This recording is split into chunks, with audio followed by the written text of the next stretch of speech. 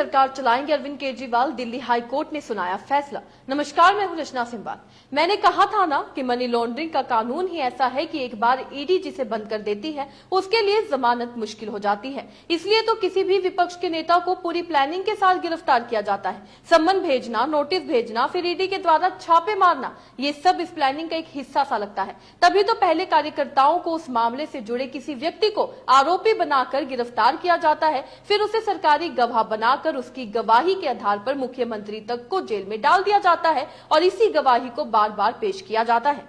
दरअसल Delhi high court ने मुख्यमंत्री अरविंद केजरीवाल की गिरफ्तारी को चुनौती देने वाली उनकी याचिका मंगलवार को यानी आज खारिज कर दी। इसका मतलब यह है कि वे अभी तिहाड़ जेल में ही रहेंगे और वहीं से सरकार चलाएंगे। न्यायमूर्ति स्वर्णकांता शर्मा ने आम आदमी पार्टी के राष्ट्रीय संयोजक की याचिका पर अपना आदेश सुनाया। जज ने फैसला सुनाते हुए कहा, यह केस जमानत पर सुनवाई का नहीं है बल्कि गिरफ्तारी की वैधता को चुनौती दी गई है। ईडी ने जो तथ्य अदालत के सामने रखे हैं उसके मुताबिक केजरीवाल इस घोटाले की साजिश में शामिल हैं। यहाँ पर जिस तथ्य की बात की जा रही है ये वही गवाही है जो राघव रेड्डी के द्वारा दी गई थी। स्वर्णकांता शर्मा ने यह भी कहा कि केजरीवाल गवाह के बयानों को खारिज नहीं कर सकते हैं लेकिन उसे क्रॉस एग्जामिन जरूर कर सकते हैं, यानी कि सवाल जरूर पूछ सकते हैं। राउज एवेन्यू कोर्ट में 28 मार्च को भी अरविंद केजरीवाल ने अपनी बात रखी थी तो उनकी बातों से ईडी की जांच में कई तरह की कमजोरियां नजर आ रही थी, मगर कोर्ट उनकी बातों से न तब संतुष्ट हुआ और न ही आज। धीरे धीरे राउज एवेन्यू कोर्ट का यह दृश्य कर्मकांड सा बनता जा रहा है।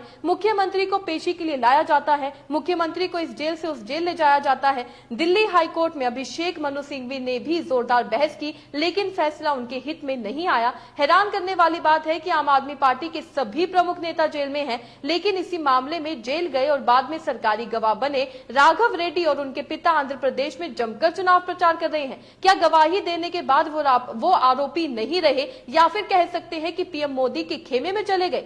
एक ही कांड है, उसी कांड का एक आरोपी जेल जाता है, जेल से बेल पर बाहर आता है, सरकारी गवाह बनकर चुनाव प्रचार भी करने लग जाता है। फिर भी ईडी कहती है कि गिरफ्तारी राजनीति से प्रेरित नहीं है। कैसे यकीन किया जाए? दिल्ली सीएम को 1 अप्रैल को कोर्ट ने उन्हें 15 अप्रैल तक न्यायिक हिरासत में तिहाड़ जेल भेज दिया था। वे पिछले 9 दिनों से तिहाड़ जेल में बंद हैं और जेल के अंदर से ही अपने मंत्रियों को आदेश दे रहे हैं। अभी तक वो 3 आदेश दे चुके हैं और इसका मतलब यही है कि अभी भी वो तिहाड़ जेल से ही सरकार चलाने वाले हैं। इस खबर से आप क्या समझते हैं? अपने राय भी कमेंट में लिखकर जरूर बताइएगा। इसी तरीके से देश और दुनिया से जुड़ी हर छोटी सी बड़ी अपडेट के लिए FBN यानी फ्रंटलाइन ब्रेकिंग न्यूज के साथ बने रहिएगा। धन्यवाद।